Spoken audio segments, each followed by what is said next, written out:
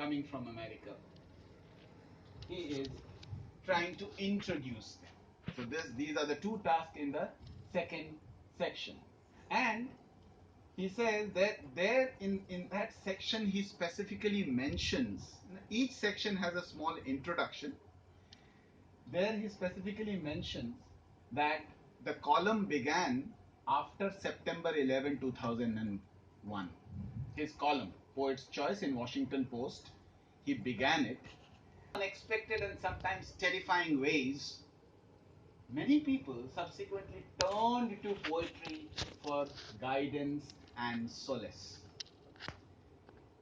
He observed this, and in fact, if I can add a few more lines, he says, that is not mentioned in the slide, poetry feels especially relevant to a post 9/11 world, a world characterized by disaffection and materialism, a world alienated from art.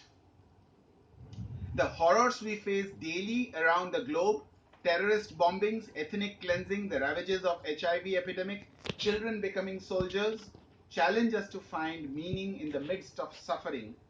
Poetry answers this challenge. It puts us in touch with ourselves. This is why he decided to write the column, and it became actually very famous. And here I can take this small digression to say that in effect, what do we find? Then we find that what starts off as a project in journalism, mass media, or as a popular medium, a daily column in the weekly column in the newspaper, it then condenses into what is called highbrow literature. And so there is no separation that is happening between what is called popular columns and then that getting transformed into a proper book which is reviewed very well and then becomes equally popular as a book in itself. Now, then I come to, so if we have a book like this, which has two sections, 65 units in the first section, 65 in the next section, how do we as readers, what is our reading strategy?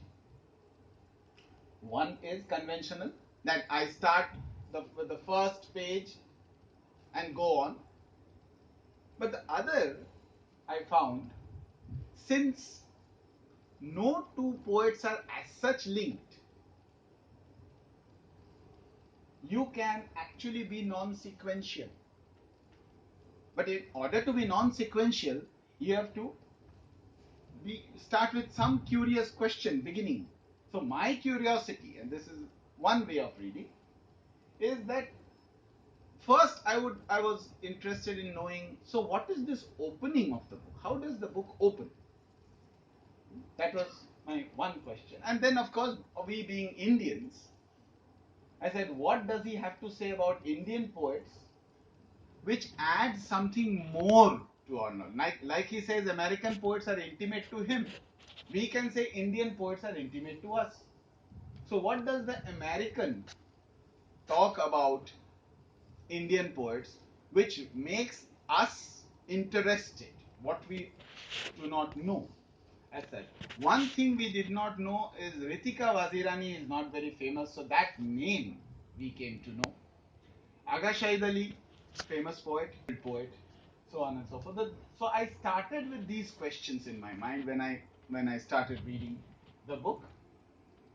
Yeah. Then I realized as I started reading that each chapter at the centrality has a poem.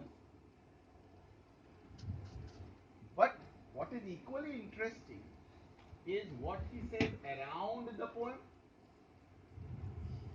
what he says something which contributes to the poem,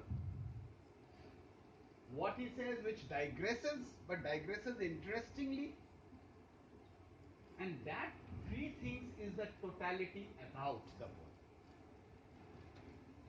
So I discovered that this is what it is, and in a way, I discovered something in reading, and this was a thing that gave me quite a bit of happiness. That okay, I discovered a strategy of arranging this book. So I, as a reader, when we say the reader brings the book alive once again, is this is how what he does in the pages inside this book. For example, when I ask the question that how does the book open? The book opens with 3 pages on nightingales. So the poem is To the Nightingale. To the Nightingale reminds you of? To the Nightingale? Nightingale? Keats, very famous Nightingale poem. This poem, however, is written by the Argentinian author known more for his prose writing, Jorge Luis Borges, or Borges, B-O-R-G-E-S, but he's actually Borges, the magic realism, fabulism writer. And his poem, To the Nightingale, which is translated in English as To the Nightingale, the name of the translator is also given. So what is around? Around, but the earlier diagram says, no, there is around. Around the poem is what other poets have said about Nightingale. And Edward Hirsch says one can write a whole big book, good book, if one says, if one starts about writing about nightingales and poetry. One can write a whole book on that. What other poets have said? What is contributory about it? Contributory, what it is, for example, there is a statement given by the Russian poet Boris Pasternak, who says poetry is like two nightingales duel. What is poetry? For Boris Pasternak is two nightingales dueling. So you get contributory statement, sometimes definition, what it is. There is a digression, very interesting digression.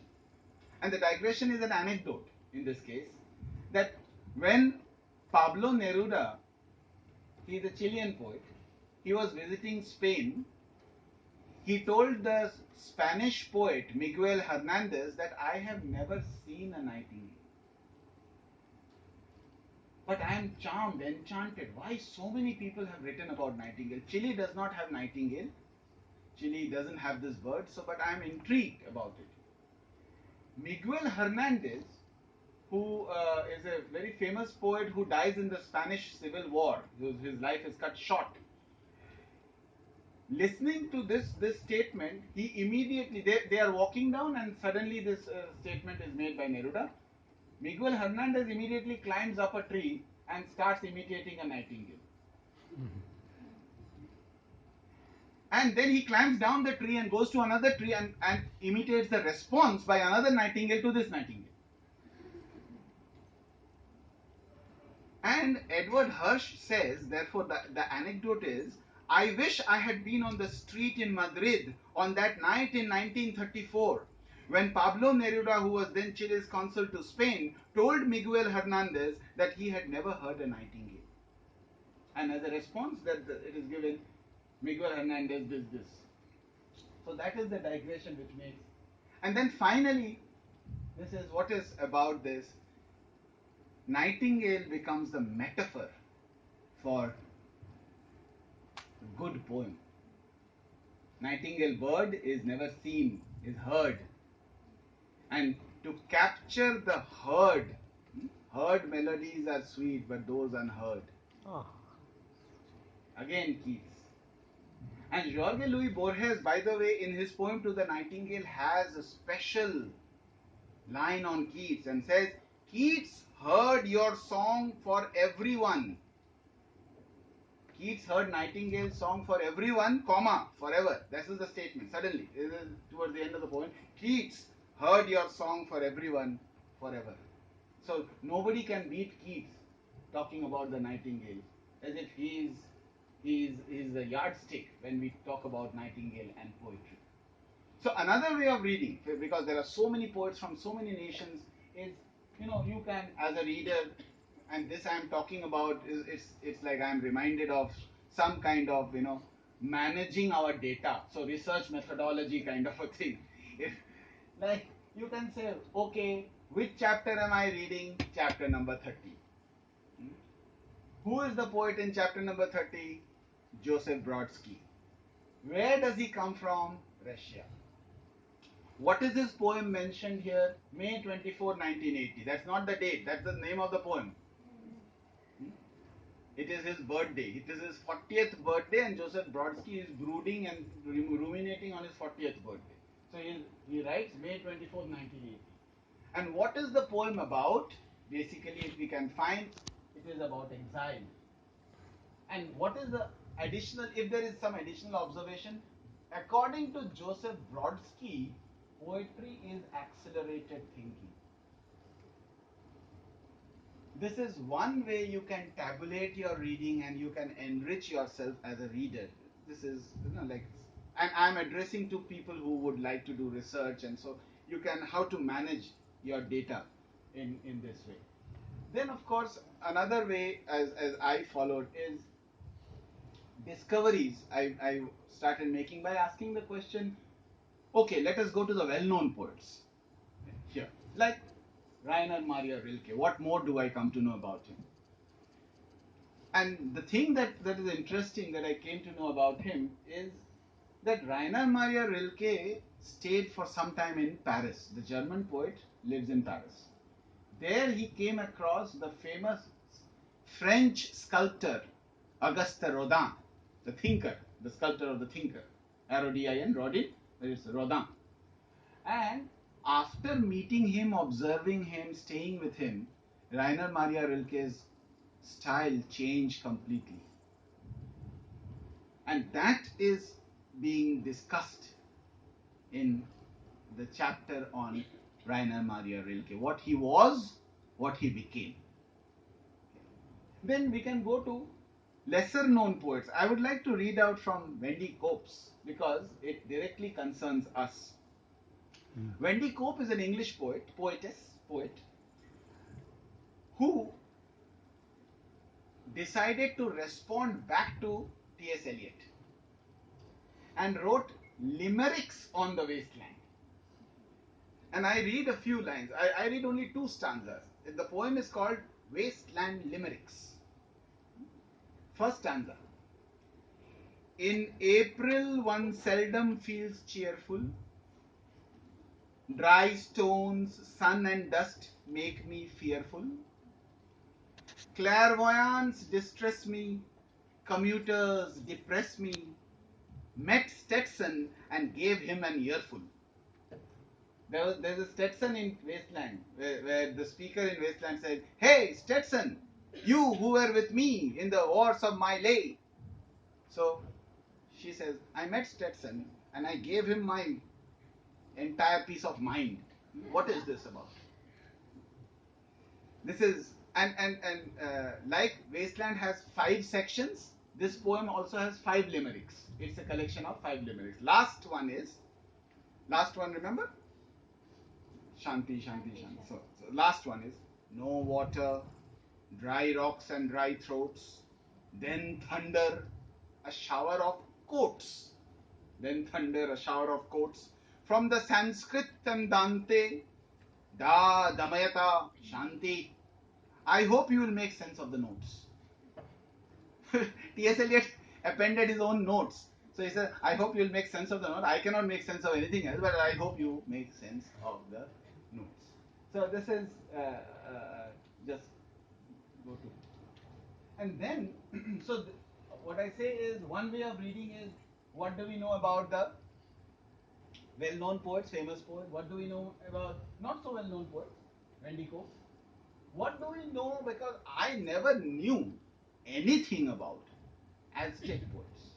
Aztecs are dead and gone. When the Spanish colonialists, they invaded South America, the Incas and Maya civilization, they were finished off because everybody was killed.